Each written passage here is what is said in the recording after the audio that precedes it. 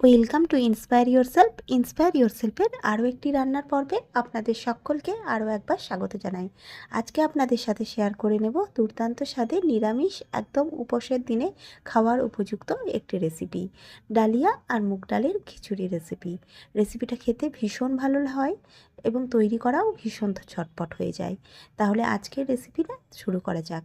Recipe শুরু করার আগে বলে নিই, আমার চ্যানেলে নতুন হলে আমার চ্যানেলটা সাবস্ক্রাইব করে আমার পাশে থাকবেন। আর ভিডিওটা যদি ভালো লেগে থাকে তাহলে লাইক ও শেয়ার করার অনুরোধ রইল।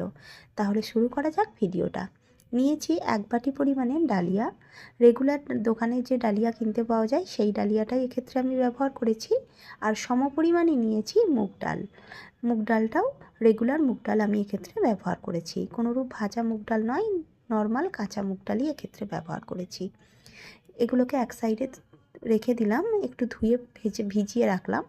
অপরদিকে নিয়েছি বেশ কিছু সবজিপাতি, নিয়েছি গাজর, বিনস আর আলুর টুকরো, মোটামুটি মাঝারি সাইজ করে সবই কেটে রেখেছি। এবার রান্নাটা শুরু করব। রান্নাটা তৈরি করব সর্ষের তেলে, তাই পর্যাপ্ত পরিমাণে সর্ষের তেল কড়াতে দিয়ে দিয়েছি। তেল ভালো করে গরম হলে প্রথমেই দিয়ে দেব 1 মুঠো পরিমাণে চিনেবাদামটাকে একটু তেলের সাথে লালচে করে ভেজে তুলে রাখবো। নিরামিষ খিচুড়িতে এই চিনেবাদাম দিয়ে রেসিপিটা তৈরি করে দেখতে পারেন, খেতে কিন্তু ভীষণ ভালো হয়ে থাকে। তাই এখনও যদি চিনেবাদাম দিয়ে খিচুড়ি রেসিপি না করে থাকেন তাহলে করে নেওয়ার অনুরোধ রইল। বাদামগুলোকে সমস্ত ভেজে তুলে রেখে দিয়ে ওই একই তেলে বাকি রান্নাটা শুরু করব। বাকি যে সবজিপাতিগুলো কেটে রেখেছিলাম সেই সবজিপাতিগুলো এবারে ওই তেলে দিয়ে ভেজে নিতে হবে। ভাজার সময় অল্প একটু লবণ যোগ করেছি, তাতে করে সবজিপাতিগুলো একটু নরমও হয়ে যাবে আর সবজিপাতির মধ্যে লবণটাও বেশ ভালো করে ঢুকে যাবে। এবার তেলের সাথে সমস্ত সবজিপাতিগুলোকে নাড়িয়ে চাড়িয়ে একবার মিশিয়ে নিতে হবে। এই পর্যায়ে আমি যোগ করেছি 50 গ্রামের মতন সয়াবিনটাকে আমি জলে সোক করে রেখেছিলাম, তাই নিকড়ে জলটা বের করে দিয়ে রান্নাতে যোগ করলাম। এই সমস্ত সবজিপাতি এবং সয়াবিন এগুলো সমস্তটাই অপশনাল, যেই সবজিপাতি দিতে ইচ্ছে হয় সেটাও দিতে পারেন বা সবজিপাতি ছাড়াও রেসিপিটা করতে পারেন।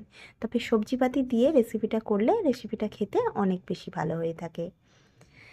মিনিট কতক ঢাকা চাপা দিয়ে রেখে দিয়েছিলাম। এখন সবজিপাতি আর সয়াবিনের গায়ে বেশ লালচে রং ধরে গেছে আর সবজিপাতিটা একটু নরমও হয়ে গেছে, দেখে বোঝা যাচ্ছে। এই পর্যায়ে রান্নাটা করার জন্য সবজিপাতিগুলোকে আমি তুলে রাখলাম। বাকি রান্নাটা ওই একই কড়াতে আমি করে নেব। সমস্ত সবজিপাতি তুলে নিয়ে কড়াতে আরও 2 টেবিল চামচের মতো সর্ষের তেল দিয়ে দিলাম। এবার তেল ভালো করে গরম হলে দিলাম 2টো তেজপাতা আর অল্প একটু হিং। নিরামিষ রান্নাতে হিংয়ের ফোড়ন বেশ ভালো গন্ধ যোগ করে, তবে হিং যদি অসুবিধে থাকে একান্তই দিতে, সেক্ষেত্রে গোটা গরম মশলা যোগ করেও রান্নাটা করতে পারেন। এবার হিং আর তেজপাতা থেকে ভালো মিষ্টি গন্ধ বেরোতে শুরু করলে দিয়ে দিলাম একটা মিডিয়াম সাইজের টমেটোটাকে ডুমো ডুমো করে আমি কেটে ব্যবহার করেছি। অল্প একটু লবণ যোগ করে টমেটোটা রান্না হতে দিলাম, যাতে করে টমেটোটা বেশ নরম হয়ে যায়। দিলাম রান্নাতে 2টো কাঁচা লঙ্কা, ঝালটা যে যার স্বাদ অনুযায়ী যোগ করবেন। আর দিলাম 2 টিস্পুনের মতো আদা বাটা। তার সাথে দিলাম পর্যাপ্ত পরিমাণে হলুদের গুঁড়ো, দিলাম 1/2 টিস্পুন ধনের গুঁড়ো, 1/2 টিস্পুন জিরের গুঁড়ো আর দিলাম 1/2 টিস্পুন লঙ্কার গুঁড়ো। আমি এক্ষেত্রে কোনোরূপ কাশ্মীরি লঙ্কার গুঁড়ো ব্যবহার করিনি, আপনারা চাইলে অবশ্যই কাশ্মীরি লঙ্কার গুঁড়ো ব্যবহার করতে পারেন। আমি একটু ঝাল লঙ্কার গুঁড়োই ব্যবহার করেছি। অল্প অল্প জল দিয়ে মশলাটা ভালো করে কষিয়ে নিতে হবে। মিনিট কতক চাপা দিয়ে মশলাটা একটু ভালো করে কষানোর জন্য ছেড়ে দেব। মিনিট 3 মতো চাপা দিয়ে রান্না করেছিলাম। এবার ঢাকনা খুলে একবার দেখিয়ে দেব। দেখে নিশ্চয়ই বুঝতে পারছেন মশলাটা কষানো হয়ে গেছে, মশলার চারিধার থেকে তেল ছাড়তে শুরু করেছে। সুতরাং এবার মশলাটা কষানো শেষ হয়েছে। এই পর্যায়ে আগে থেকে যে সবজিপাতিগুলো ভেজে তুলে রেখেছিলাম সেগুলো সমস্ত কিছু যোগ করে দিলাম। এগুলোকেও আরও একবার মশলার সাথে ভালো করে মিশিয়ে নিতে হবে, তাতে করে মশলার ফ্লেভারটা যাতে সবজিপাতির মধ্যে ভালো করে ঢুকে যায়। যোগ করে দিলাম আগে থেকে ধুয়ে একটু ভিজিয়ে রাখা ডালিয়াটা। বেশি জল যোগ করে আমি ভিজিয়ে রাখিনি, মোটামুটি ধোয়ার পর অল্প একটু জল দিয়ে ভিজিয়ে রেখেছিলাম। আর দিলাম মুগ ডালটা। সমস্ত কিছুকে দিয়ে একবার ভালো করে মশলার সাথে ভালো করে মিশিয়ে নিতে হবে। এই পর্যায়ে আমার একটু হলুদ কম বলে মনে হয়েছে, তাই আমি আরও একটু হলুদের গুঁড়ো এক্ষেত্রে যোগ করেছি। এবার পর্যাপ্ত পরিমাণে জল যোগ করে দেওয়ার পালা। জল যোগ করার আগে থেকে যে চিনেবাদামটা আমি ভেজে তুলে রেখেছিলাম সেটাও যোগ করে দিলাম। সেটাকে সমস্ত কিছুর সাথে ভালো করে মিশিয়ে নিলাম। আমি যে পরিমাণ উপকরণ ব্যবহার করেছি তাতে করে আমার 200 ml গ্লাসের 3 গ্লাস জল এক্ষেত্রে যোগ করতে হয়েছে। তবে জলের পরিমাপটা যে যার নিজের মাপ অনুযায়ী যোগ করবেন।